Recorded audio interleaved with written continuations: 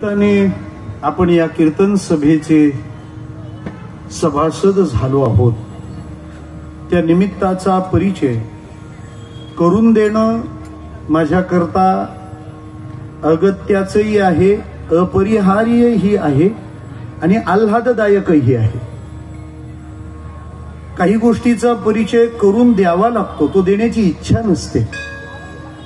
काहींचा परिचयच करून देता येत नाही, काहींचा देऊच नाही, काहींचा देताना बरं वाटतं।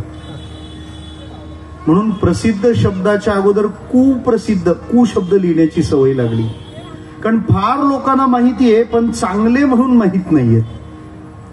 तशी निमित्ताची बाब कोणती असो, काही गोष्टींचा परिचय करून देताना वाईट वाटतं, नाईलाज होतो, पण तो करून द्यावा लागतो। रामाने सीतेचा त्याग केलेला आहे, या घटनेची, या निर्णयाची माहिती सीतेपर्यंत पोहोचवण्याची जबाबदारी रामाने लक्ष्मणावर ढकलली होती, कारण हा निरोप देण्याची माझ्यात ताकद नाही असं रामाचं मत होतं। मी तुझा त्याग केलाय हे तिला मी कसं सांगणार, आणि तू तिचा त्याग करणं चूक आहे हे लक्ष्मणाचं मनोगत होतं।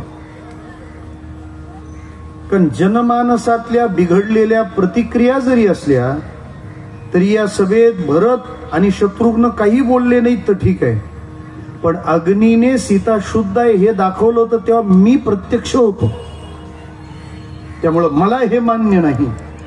मला म्हणायचं इतकंच आहे, अप्रिय घटनेचा परिचय करून देण्याचं काम रामाने लक्ष्मणावर सोपवलं होतं। जी कामं नकोशी असतात, दुःखदायक असतात, ती करायला कोणी धजावत नाही। पण एखाद्या गावच्या ग्रामदेवतेच्या प्रांगणात 50वा गुढीपाडवा होतोय हे सांगायला कोणालाच बरं वाटेल, तर मला न वाटलं तर नवल विठाला।